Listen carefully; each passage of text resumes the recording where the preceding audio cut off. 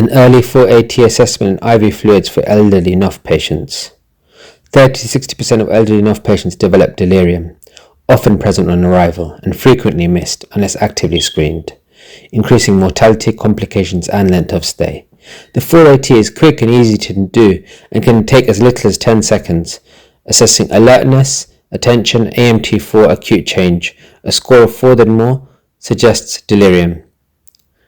It can take as little as 10 seconds. For alertness, you just observe.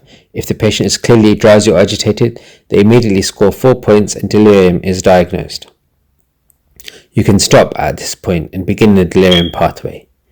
For acute change or fluctuation in step 2, assess from the history, collateral and observation if it's a new confusion, worse than baseline or fluctuating over hours or days. If this is the case, patient scores 4 points and assessment is complete. Only if both are negative would you proceed to steps 3 and 4 of cognitive testing, looking for the AMT4 with the 4 quick questions of age, date of birth, place and year.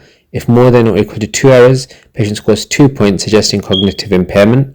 And attention, counting the months backwards, asking the patient to recite from December. If they cannot sustain the focus or they cannot do more than 7, they score a point. If they cannot do it at all, score 2 points. Observe first and ask questions afterwards only if needed, and you can complete the AMT4 in most cases less than 10 seconds. Why to screen NOF patients for delirium? Patients with delirium have higher mortality, longer hospital stays, pressure sores, pneumonia, and you cannot manage what you do not recognize. Early identification enables avoiding inappropriate medications, reducing the delirium severity, improving perioperative care with early orthogeriatric input, tailored anesthetic planning, and improving outcomes, reducing mortality, reducing length of stay, reducing complications, and institutionalization. Secondly, IV fluids are also critical. Patients are almost always dehydrated, with the prolonged time on the floor, poor intake, blood loss and a stress response. Hypovolemia can cause AKI, worsening delirium, hypertension under anesthesia and myocardial injury.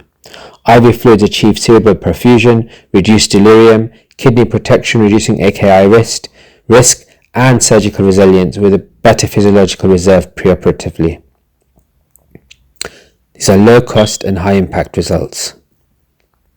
ED sets the trajectory for the rest of the patient's hospital stay, and hence 4AT and IV fluids are both included within the RChem best practice Big 5 for NOF, and I've particularly focused on just these two in this video because in our quality improvement project at Homerton Hospital, these are the two that we're consistently underperforming in, and hence as one of the PDSA cycles we're trying to improve specifically on these two. For 4AT and IV fluids for every patient, it's fast, taking under 2 minutes, simple, RChem endorsed and life-saving.